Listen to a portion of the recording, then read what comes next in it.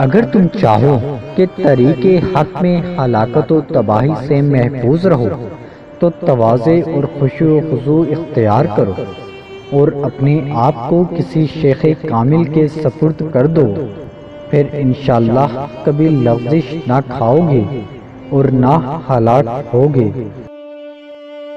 عشق کا مذہب تمام دینوں سے الگ ہے، عاشقوں کا مذہب و ملت خاص خدا ہے۔ عاشق مزاج آدمی کا قدم دوسرے لوگوں کے قدم سے الگ نمایاں ہوتا ہے۔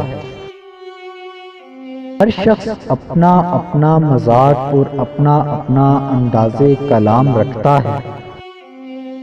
جھوٹے آدمی کا جھوٹ قسم کے ساتھ فروغ نہیں پا سکتا، بلکہ وہ اور بھی بے اعتبار ہو جاتا ہے، کیونکہ اس کا قسم کھانا ایک طرح سے اپنی دروغ گوئی کا اعتراف کرنا ہے۔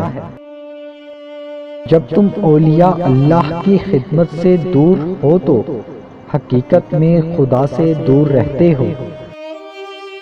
بے وقوف سے دوستی رکھنا اس کی دشمنی سے بدتر ہے، وہ تو ہر ہیلے سے جو تمہیں آتا ہو دفع کرنے کے لائق ہے۔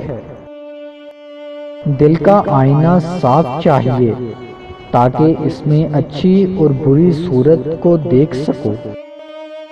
محبت اختیار کرو کہ محبت کی چاشنی سے کڑوی چیزیں بھی میٹھی ہو جایا کرتی ہے، اور محبت کی اکسیر سے تانبے بھی سونے کے ہم شکل بن جاتے ہیں۔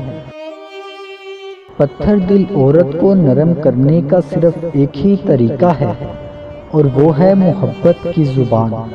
محبت سے سنگ دل عورت بھی موم ہو جاتی ہے، محبت سے تو پتھر بھی تیل بن کر بہہ جاتا ہے۔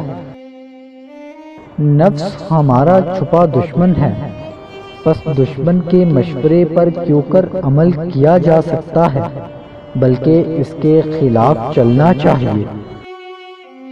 اگر تم اپنے نفس کے ساتھ مشورہ کرو تو جو کچھ وہ کہے اس کمینے کے خلاف کرو۔ اولیاء پر موت کی ہوا ایسے چلتی ہے جیسے باغ نسیم کی ہوا خوشگوار ہوا کرتی ہے۔ شیطان سے دلیلوں سے نہیں جیتا جا سکتا، اور شیطان معرفت کی باتیں پنسانے کے لیے کرتا ہے۔ تمام برائیوں کی جڑ نفس کی مکاری ہے۔ اگر نفس کی اصلاح کی جائے تو شیطان سے جیتا جا سکتا ہے۔ اپنے وہم کی تصویر کا عاشق بھلا اللہ کے عاشقوں میں سے کب ہو سکتا ہے؟